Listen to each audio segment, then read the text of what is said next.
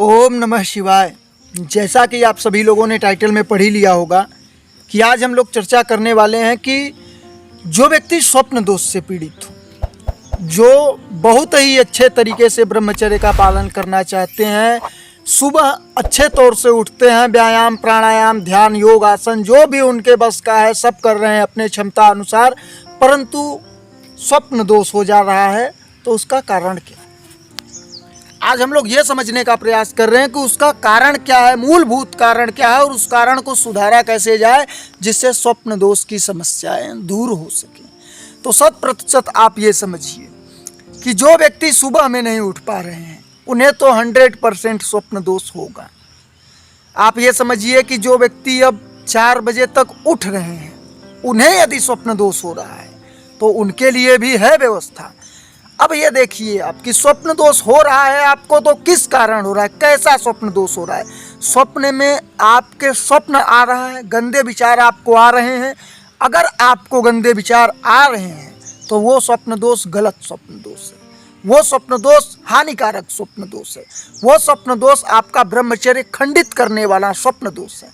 परंतु यदि स्वप्न में गंदे विचार नहीं आ रहे हैं और सिर्फ अपने आप बिना जाने आप सोकर उठे और आपको लगा कि ये देखो स्वप्न दोष हो गया, कुछ जानकारी नहीं हुई, जरा भी आपको आभास नहीं हुआ कि स्वप्न दोष हुआ और जरा भी जानकारी नहीं हुई, तो आप ये समझिए कि वो स्वप्न दोष खंडित होने वाला स्वप्न दोष नहीं है, वो सिर्फ और सिर्फ गलत वीर्य जो है वो थोड़ा बहुत निकल जाता है दबाव के कारण।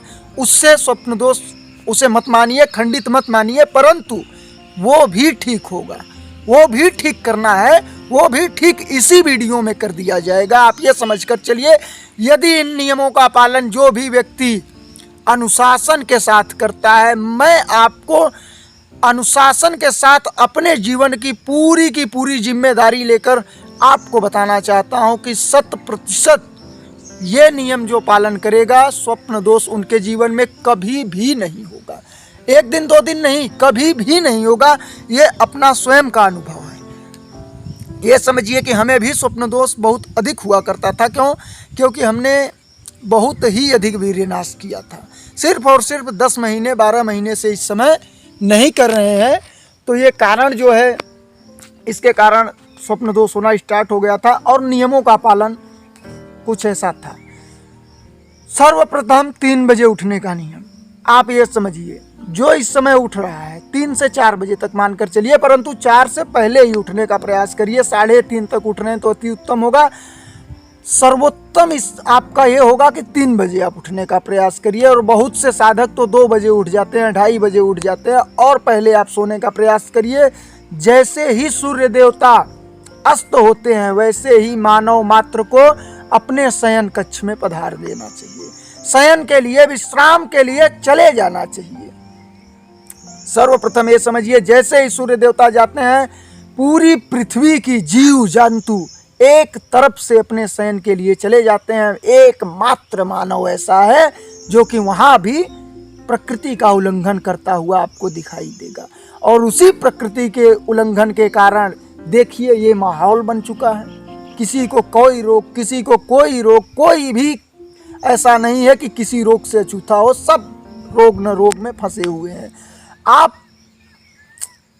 ये समझिए अब कि यदि आपको स्वप्न दोष से छुटकारा चाहिए तो आपको तो सर्वप्रथम 4 बजे से पहले उठने का प्रयास करना होगा। अब जो व्यक्ति 4 बजे के पहले उठ रहे हैं और उन्हें स्वप्न दोष हो रहा है, तो ये कारण अब आप समझिए। भोजन, दूसरा नियम, भोजन आपको टाइम पर लेना है। यदि आपको रोकना है स्वप्न दोष, तब मैं आपको बता रहा हूं, भोजन आपको टाइम पर लेना है, बिल्कुल टाइम पर लेना है। सुबह यदि आप 8 बजे ले रहे हैं भोजन, जैसे मैं क्या करता हूं, सुबह 8 से 8:10 के बीच में 10 मिनट मैं देता हूं। इन्हीं 10 मिनट के बीच में मैं भोजन लेने बैठ जाऊंगा, ये अपना नियम है। उसके बाद मैं 3 टाइम भोजन करता हूं।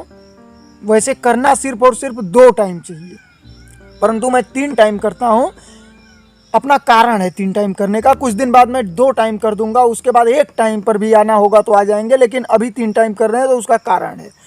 तो आप भी 3 टाइम करिए या 2 टाइम करिए, आपके ऊपर वो है। परंतु आप यदि 3 टाइम कर रहे हैं, हमें थोड़ा शरीर के विषय में, हम शरीर चाहते हैं कि थोड़ा बढ़िया रहे, इसलिए कि मेहनत बहुत अधिक रनिंग वनिंग करते हैं तो अपना शरीर बहुत जल्दी डाउन हो जाएगा।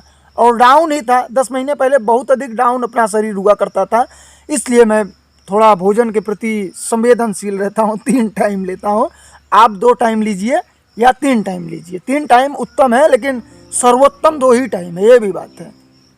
क्योंकि आयुर्वेद कहता है कि 2 टाइम ही भोजन लिया जाना चाहिए। फिर मैं 12 बजे भोजन लेता हूँ, फिर मैं 4 बजे भोजन लेता हूँ। और जब भी 12 बजे लेता हूँ तो 12:10, 4 बजे लेता हूँ तो 4:10, यही 3 टाइम। ये 3 टाइम आप लोग भी अगर ले रहे हैं तो इन्हीं 3 टाइम पर नियम के साथ लीजिए, कहीं भी रहिए, इन्हीं 3 टाइम पर लीजिए। और उसके बीच में, अब जैसे कि यदि आपने 8 बजे भोजन कर लिया तो उसके बीच में कोई अगर आपके पास 10 बजे आया कुछ लेकर भोजन के लिए या तो कुछ भी खाने के लिए, तो वो खाना आप मत खाइए। कुछ भी लेकर आए, एक मीठा भी लेकर आए कि ये लीजिए, छेना आप ले लीजिए एक ठो, तो मत लीजिए। ले लीजिए, लेकर धर दीजिए, अभी नहीं खाएंगे तो 12 बजे अब खाएंगे। अगला भोजन 12 बजे है तो 12 बजे खाएंगे। और वैसे भी मीठा खाना वर्जित है। ये हो गया आपका। यदि इस नियम का पालन आप कर रहे हैं फिर भी स्वप्न दोष हो रहा है तो तीसरा नियम इसके ऊपर आपको लगाना होगा। आपको गलत चीज़ों का खान पान बिल्कुल वर्जित कर देना होगा। बाहरी चीज़ों का खान पान जो भी है इस समाज में, आप देख रहे हैं बाहर जो भी बन रहा है बाजार में, वो सभी चीज़ें आपके लिए हानिकारक हैं। कैसे तेल में बना रहे हैं, कैसा मैदा लगा रहे हैं, कैसा क्या उसमें डाल रहे हैं, वो आप नहीं जानते, हम नहीं जानते, वो सिर्फ और सिर्फ वही लोग जानते हैं। और वो 100% गलत है, हमारे लिए गलत है, आपके लिए गलत है। कोई भी फास्ट फूड हो, कोई भी बाहर की वस्तु हो, आपको खाने की आवश्यकता नहीं है। यदि आप उसे खा रहे हैं तो स्वप्न दोष होगा, 100% होगा। और यदि आप बाहर की इन सभी चीज़ों पर अपने आप पर कंट्रोल कर पूर्ण रूप से कंट्रोल करके वर्जित कर देते हैं, इन सभी चीज़ों को बिल्कुल वर्जित करके अनुशासन के साथ आगे बढ़ना प्रारंभ करते हैं, और फिर भी आपके स्वप्न दोष में रुकावट नहीं आ रही, तो आपको अगला नियम लगाना होगा। आपको अगला नियम लगाना, जैसे कि मैंने इन्हीं 3 नियम में अपने स्वप्न दोष को कंट्रोल कर लिया। मैं अगला नियम अभी नहीं लगाया हूँ, परंतु यदि स्वप्न दोष मुझे अभी हुआ तो मैं अब अगला नियम लगाऊंगा। वो नियम होगा, आपको नमक का त्याग करना होगा। नमक बहुत कम खाना होगा, और यदि खाएं तो सिर्फ और सिर्फ काला नमक, सेंधा नमक खाएं। सिर्फ और सिर्फ काला नमक या सेंधा नमक, नमक का आपको त्याग करना होगा। और नमक का त्याग करते ही आप 100% स्वप्न दोष से छुटकारा पाएंगे, 100% मैं बता रहा हूँ। और यही कार्य किए थे, क्या कहते कि बिस्मिल, वो जो जिन्हें फांसी हो गया था, जिनका आत्मकथा है, अपना आत्मकथा वो लिखे हैं, उन्होंने बताया है कि 5 साल मैंने लगातार नमक को वर्जित कर दिया और मेरे शरीर में अमूल चूक परिवर्तन हुआ। ना ही तो स्वप्न दोष एक बार भी हुआ, और शरीर वज्र जैसे, वज्र, उन्हें वही जो थे राम, वो नाम हमें इस समय स्मरण नहीं है, आप ये समझने का प्रयास करिए कि बिस्मिल थे कि या क्या थे, अब हमें इतना जानकारी नहीं है। वो ब्रह्मचर्य का पालन करते थे, और ये समझने का प्रयास करिए कि आपको नमक यदि आपने त्याग दिया तो फिर यदि ब्रह्मचर्य आपका खंडित हो रहा है स्वप्न दोष के माध्यम से, तो फिर आगे की सिस्टम जो है, आगे के वीडियो में हमें जब जानकारी मिलेगी तो आपको हम बताएंगे। परंतु ये नियम, बस 4 नियम ये यदि आप अपने जीवन में लगा लेंगे तो 100%, मैं अनुभव के साथ भी बता रहा हूँ, और बड़े बड़े हमारे ऋषि मुनि का अनुभव है, बड़े बड़े लोगों का अनुभव है। ये जो नाम था, 5 साल उन्होंने नमक छोड़ा था। जिन्हें भी, जिस बंधुगणों को पता हो उनका नाम, तो 100% वो कमेंट में बताएं कि उनका नाम क्या था। वो नाम हमें इस समय स्मरण नहीं रहा। ये नियम लगाने के बाद आपका स्वप्न दोष नहीं होगा, ये मैं गारंटी लेता हूँ। और यदि स्वप्न दोष होता है इसके बाद भी, तो और भी नियम होंगे, मैं उन नियमों का क्या कहते हैं कि जानकारी लूँगा और वो नियम आपके साथ साझा जरूर करूँगा। परंतु इन्हीं नियमों से मैं गारंटी के साथ बता रहा हूँ ठीक हो जाएगा। अपना ठीक हो गया 3 ही नियम से। नमक नहीं छोड़ना पड़ा है हमें अभी, परंतु नमक में मैं कंट्रोल करता हूँ।